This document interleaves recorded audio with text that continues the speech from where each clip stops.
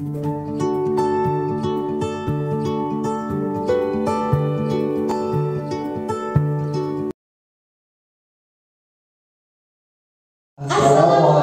warahmatullahi wabarakatuh. Selamat pagi teman-teman yang saya cintai dan saya banggakan. Di pagi hari yang penuh berkah ini, marilah kita panjatkan puji serta syukur kehadiran Allah Subhanahu wa Ta'ala. Karena tanpa karunia-Nya, kita tidak bisa berkumpul di sini dalam keadaan sehat walafiat. Tidak lupa sholawat serta salam marilah kita curahkan kepada junjungan kita, baginda Nabi besar Muhammad Sallallahu alaihi wasallam. Sebelum memulai inti acara, marilah kita mendengarkan lantunan ayat suci Al-Quran yang akan dibacakan oleh teman kita Muhammad Sajiri dan Duwito Oktarizal. Dipersilahkan. Assalamualaikum warahmatullahi wabarakatuh. A'udzu billahi minasy syaithanir rajim. Bismillahirrahmanirrahim.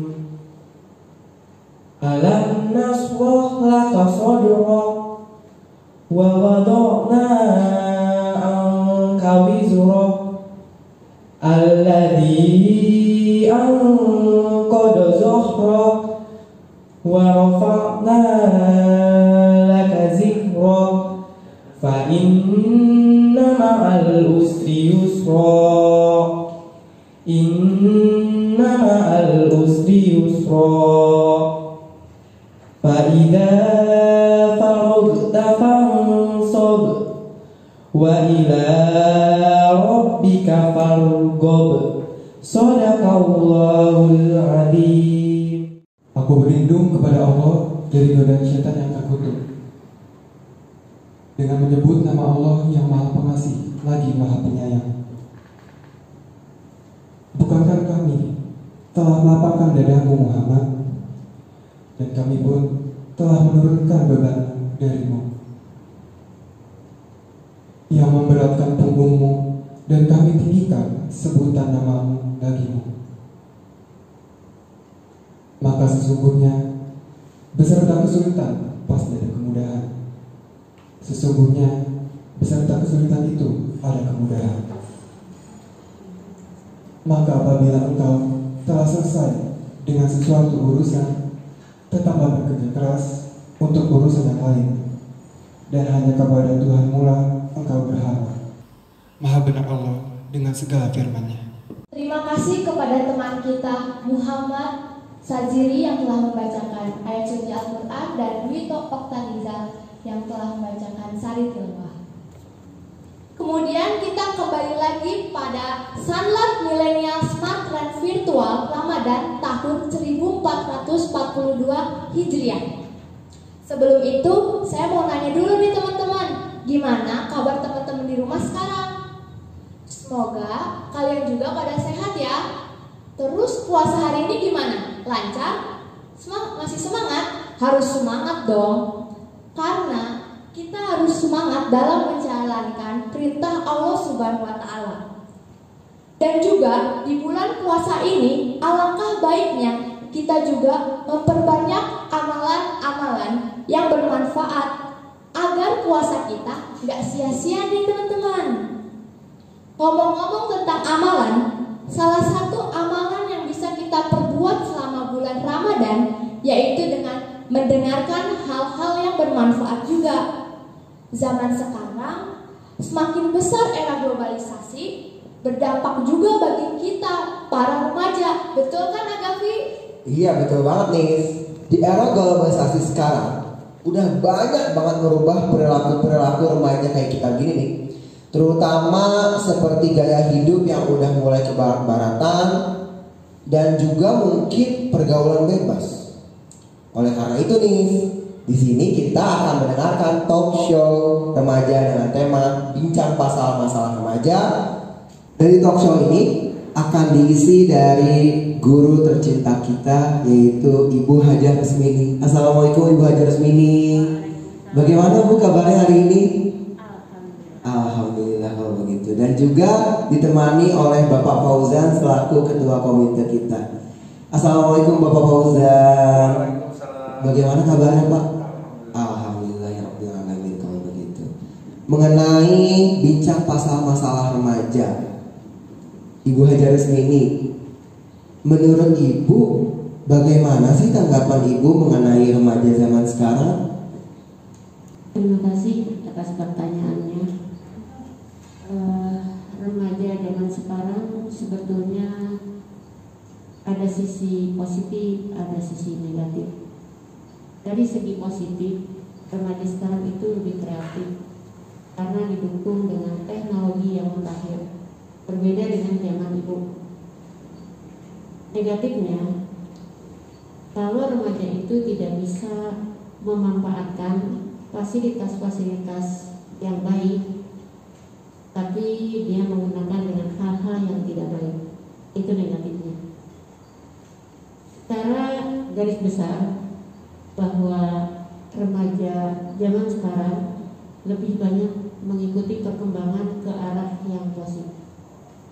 Semakin positif remaja kita, semakin maju pola pikir remaja kita, maka Indonesia akan siap menjadi negara yang lebih maju. Terima kasih. Wah iya betul sekali Ibu.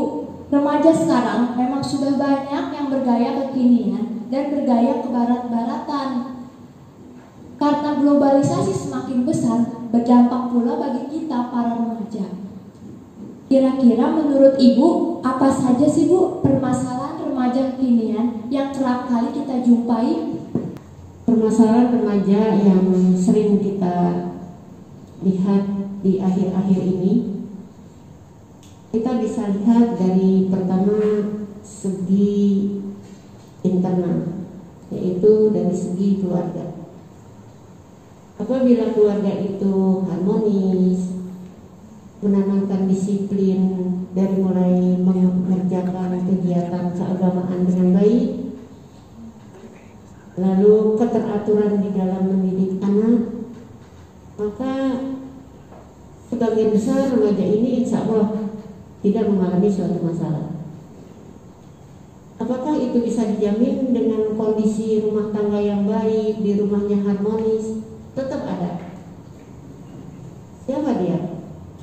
Kembali bahwa setiap orang memiliki suatu kebutuhan. Kebutuhan itu kadang-kadang yang sudah difasilitasi oleh keluarga, tetap aja dia merasa kurang. Istilahnya, anak yang bermasalah itu tidak istiqomah, kurang bersyukur atas apa nikmat yang diberikan oleh Allah. Berbeda dengan remaja yang mengikuti apa yang diperintahkan oleh Allah, mengikuti apa yang diperintahkan oleh orang tua, mengikuti apa yang diperintahkan oleh pihak sekolah, maka insya Allah perjalanannya itu akan lancar-lancar aja. Kembali ke pertanyaan tadi, dengan kondisi teknologi yang sudah canggih ini, kok masih ada masyarakat atau remaja yang mengalami suatu permasalahan? Permasalahan di sini sekali lagi karena remaja itu tidak bisa memanfaatkan tadi fasilitas yang ada, bukannya kepada hal-hal yang positif, tapi dia lebih banyak mengarah kepada hal-hal yang negatif. Contohnya dengan sekolah melalui online, kalau siswa yang bersyukur menerima aturan, ini hal yang sangat lebih mudah dibandingkan dengan secara kita tatap muka. Karena di pihak guru, pihak sekolah banyak memberikan suatu kelonggaran, toleransi. Tapi toleransi yang diberikan oleh pihak sekolah, oleh remaja yang tidak bisa menempatkan diri sebagai rasa tanggung jawab, dia akan menyia-nyiakannya. Itu aja tadi Ibu. Oh begitu ya Bu, masalah remaja yang disebabkan dari internal. Kiranya jika ada dari internal, mungkin saja ada dari eksternal juga kali ya. menurut Bapak Fauzan, untuk permasalahan eksternal itu kira-kira meliputi apa saja ya Pak? Baik, terima kasih Mas Agapi dan Mbak Nisa juga.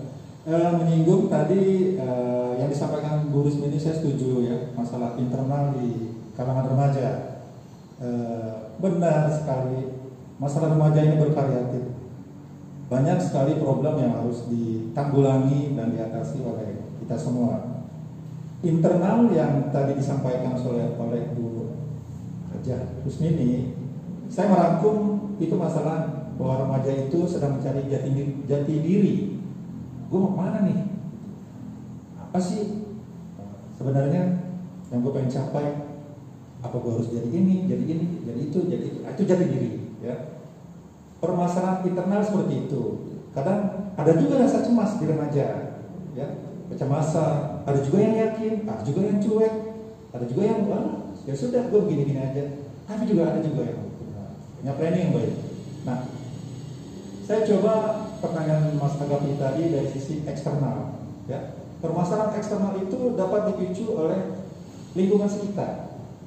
Nama juga eksternal ya. Dunia luar ada dua hal di luar ini. Yang pertama yang saya bisa sampaikan yaitu masalah pergaulan bebas. Pergaulan bebas di kalangan remaja. Kenapa pergaulan bebas? Di pergaulan bebas ini kalangan remaja ingin sekali mengetahui hal-hal yang tadinya tidak tahu. Rasa keinginan itu tinggi, ya. Karena rasa keinginan tahu itu tinggi, dari seperti narkoba, minuman keras, obat-obatan terlarang, dia pengen tahu. Yang tadinya nggak tahu, karena pergaulan bebas jadi pengen tahu. Wah, jangan sampai kita sih mengharapkan loss, sampai juga bukan hanya keinginannya, tapi sumber dana yang mereka punya ini bisa digunakan untuk hal-hal pembelian barang yang tidak bermanfaat. Jadi pengen tahu narkoba, minuman keras, udah gitu membelajarkan dananya dari orang tua ke arah yang negatif, seperti itu pergaulan bebas. Nah, tadi benar yang disampaikan Bu Hajar Rusmini, ada masalah teknologi. Saya membahas masalah teknologi ini ibaratnya itu seperti pedang. Tinggal tergantung siapa pemakainya. Bisa yang lebih baik, bisa juga buruk. Sama lah ya, semua barang yang Allah ciptakan tuh ada yang baik, ada buruknya, tapi semuanya pasti punya manfaat dan hikmah. Kenapa? Karena dengan teknologi ini mudah. Remaja mengakses sangat mudah. Antara lain, sisi negatifnya dengan pergaulan bebas ini, konten pornografi. Mudah sekali loh. Ya, yang belum harusnya patut dilihat, mereka lihat. Yang harusnya tidak diketahui, mereka pengen tahu. Yang harusnya untuk golongan dewasa, dia juga pengen tahu. Pornografi itu, kalau kita pernah dengar ulasan seorang dokter, bisa mengakibatkan ketika negatif yang timbul di diri masing-masing yang melihat, bisa pergaulan bebasnya itu mengarah seks bebas. Itu mengarah ke faktor kesehatan, kondisi saraf, otak, luar biasa. Jadi kalangan remaja itu hampir kena imbas seperti itu. Pengen tahu ini, pengen itu, salah belanja, konten pornografi juga. Mereka juga mudah mengakses. Saya rasa persoalan seperti eksternal ada di pergaulan bebas seperti itu. Dan yang kedua, selain pergaulan bebas, penampilan. Kita lihat penampilan di remaja, ya. melihat tren-tren dunia luar. Ya ada juga yang tren-tren dalam negeri, tapi hampir dipastikan mudah sekali remaja-remaja kita ini ketika melihat dari drakor cepat sama Korea kayak gini diikuti. Oh, pakaiannya seperti ini diikuti. Untung yang baiknya kayak Andin gitu ya, masih sopan. Diikuti juga rambutnya. Itu tren. Remaja pasti ngikutin. Nah, penampilan itu Negatifnya adalah dia dalam sisi berpakaian, itu jelek. Padahal kondisi dua ini Islam sudah menggarisbawahi di Al-Quran. Al-Maidah 90. Al-Maidah 90 itu intinya, ini PR ya buat kalian remaja. Coba dibahas, disimak. Minuman keras dan lain sebagainya itu perbuatan setan. Sedangkan penampilan pakaian yang tidak sesuai dengan akhlak syariah agama ada di Al-A'raf 26. Silakan bahas. Mungkin seperti itu ya Mas Agati ya. Terima kasih saudara. Ternyata banyak juga ya permasalahan-permasalahan yang ada pada remaja. Saya juga sebagai remaja pun ikut menyetujuinya, bahwa masalah-masalah tersebut sering banget dijumpai di lingkungan sekitar kita ini. Lalu sekiranya Pak, apa saja ya faktor-faktor penyebab dari masalah tersebut ya? Ya, faktor-faktor penyebabnya ya sebenarnya nggak jauh dari yang internal dari Gusmi tadi ya. Yang saya garis bawahi kembali ke masalah remaja itu sendiri. Pertama, kontrol diri yang lemah. Ya. Remaja sudah hidup sederhana dengan baik aja, itu kita orang tua sudah bangga. Jangan deh berprestasi macam-macam dia. Dengan hidup sudah baik menurut orang tua itu sudah bangga. Kalau berprestasi itu plusnya. Karena apa? Begitu banyak problem di remaja. Apalagi memang remaja ini kan aset negara ya. Kontrol diri yang lemah dapat memicu permasalahan remaja. Karena kontrol diri merupakan aspek internal dari diri seseorang remaja. Apabila remaja memiliki kontrol diri yang lemah, maka hal-hal negatif akan cepat masuk. Itu dari sisi kontrol diri yang lemah. Yang kedua, kurangnya pemahaman agama. Ini luar biasa, saya boleh bangga terhadap orang tua. Saya dididik dari orang tua itu dari kecil agama. Nah ini juga input atau masukan bagi orang tua. Mendidik anak harus dari kecil, dari bayi sudah ditimang-timang, gitu ya, sudah dinyanyikan sesuatu yang baik, gitu, sampai ke liang lahat. Mendidik tuh orang tua. Nah kalau zaman sekarang ada orang tua yang seperti itu sangat luar biasa. Karena apa? Zaman sekarang kan orang tua itu udah milenial. Dan lihat di Ustaz Google semua, gampang, instan. Nah, pemahaman agama itu membentuk karakter remaja, tahu yang mana yang salah ataupun yang tidak, tahu yang mana yang betul, manapun yang tidak. Itu agama, peran agama. Oleh karena itu saya tidak juga fokus ke remaja. Dengan adanya channel seperti ini, orang tua juga patut dipertanyakan sampai sejauh mana mendidik anak tentang pemahaman agama. Karena dari situlah sebenarnya ketika orang itu atau remaja tersebut tahu agama, dia akan memfilter sendiri, baik itu yang buruk, yang jelek dia tahu. Nah itu yang kedua. Yang ketiga, kurangnya kasih sayang dan perhatian dari orang tua. Ya, sangat sekali bermanfaat. Kenapa?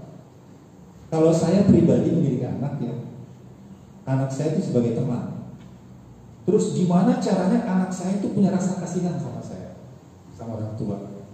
Banyak cara yang dilakukan orang tua. Sepertinya ya, dari kecil kita sudah tidur bareng, ya, kita elus. Kita kasih tahu suatu doa, kita kasih tahu arahan. Nah, jika ini berakibat jelek, orang tua akan jadi ayah. Kasihan sama orang tua. Kita bertanggung jawab, kita mendidik. Mereka lama-lama nanti kasihan. Ketika berhadapan dengan sesuatu yang negatif, nanti dia akan kasihan sama kita. Minimal ada filter. Jadi ketika orang tua itu mengasihi anak sedemikian rupa, anak akan memfilter diri sendiri. Ya, seperti itu. Jadi kalau menurut saya beberapa hal yang menjadi fokus eksternal, masalah eksternal di remaja itu, yang terakhir yang paling penting. Yang terakhir adalah permasalahannya eksternal lingkungan. Sangat sekali lingkungan. Jujur, ketika saya remaja, pengaruh lingkungan sekitar sangat banget bermanfaat. Saya terpesona dengan sinetron Sidul, ya, karena saya orang Betawi. Lingkungan sekitar saya orang Betawi itu orang malas ya. Orang malas banyak duit. Saya pengen berubah image orang Betawi yang seperti itu. Nah, lingkungan sekitar saya ada tokoh Sidul di film itu yang menjadi insinyur. Jadi lingkungan itu membentuk saya menjadi insinyur. Terpatrik saya. Orang Betawi tidak boleh. Jarang kan orang Betawi yang sukses di pendidikan. Tapi Sidul itu memberikan lingkungan yang baik, memberikan arahan yang baik. Tokoh-tokoh sekitar lingkungan itu diangkat. Itu hanya contoh ya. Jadi pengaruh lingkungan sekitar itu sangat sekali berpotensi untuk membentuk karangan remaja. Saya rasa demikian ya. Ternyata banyak juga yang faktor penyebab remaja sekarang menjadi bergaya ke barat-baratan. Namun setiap ada masalah pasti ada solusinya. Menurut Bapak atau Ibu, solusi yang tepat atau yang dapat bisa kita lakukan untuk mencegah atau mengatasi masalah-masalah remaja ini apa saja ya Bu? Jadi begini Anissa sama Adafi, bahwa tadi yang dijelaskan oleh Pak Ojan adalah faktor-faktor penyebabnya. Nah sekarang kalau ada penyebab itu berarti harus ada pencegahnya, harus ada solusinya. Solusi yang pertama untuk remaja yang di zaman milenial ini, pertama tadi Pak Ojan sudah menyatakan bagaimana cara dia untuk memilih teman. Jadi kalau kita berteman dengan orang-orang baik, insya Allah kita akan menjadi orang yang baik. Kalau kita bergaul dengan orang-orang yang tidak baik, kita sudah baik, satu lawan banyak. Kalau kita bisa menarik orang yang tidak baik menjadi baik, itu bagus. Tapi yang dikhawatirkan justru kita yang ikut tidak baik dengan orang itu. Hanya di sini memilih teman itu harus selektif. Tapi tidak berarti kita pilihan. Kita kenal sama yang lain baik, tapi untuk bersahabat menjadi teman dekat adalah harus yang baik. Dari segi apa baiknya? Tadi dibilang pertama adalah dari segi agama. Contoh kayak sekarang program Rohis. Siapa yang melakukan program ini adalah kelompok anak-anak Rohis yang dibimbing oleh guru agama. Anak yang aktif di Rohis, insya Allah dia harus bisa memberikan contoh yang baik kepada teman-teman yang lain yang tidak Rohis.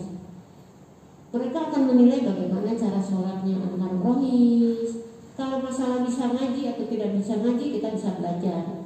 Karena Rohis itu adalah wadah untuk memperdalam pelajaran agama. Yang kedua, selain kita berteman, kita juga harus bisa bagaimana mengisi waktu kita dengan baik. Waktu kita dengan baik, online ini yang namanya handphone, yang namanya laptop, sudah ada wifi. Game itu, apakah game itu negatif? Tergantung, ya kan? Karena yang menjadi gamer itu juga dia malah menghasilkan uang, ya kan? Tapi yang penggunanya itu yang repot, yang kebablasan, gitu. Tidak tahu waktu. Kalau untuk anak SMA, seharusnya dia sudah bisa menempatkan diri, karena dia sudah tertata bahwa dia akan melangkah ke perguruan tinggi. Jadi kasihan banget kalau SMA masih tidak bisa membedakan mana yang baik, mana yang tidak baik.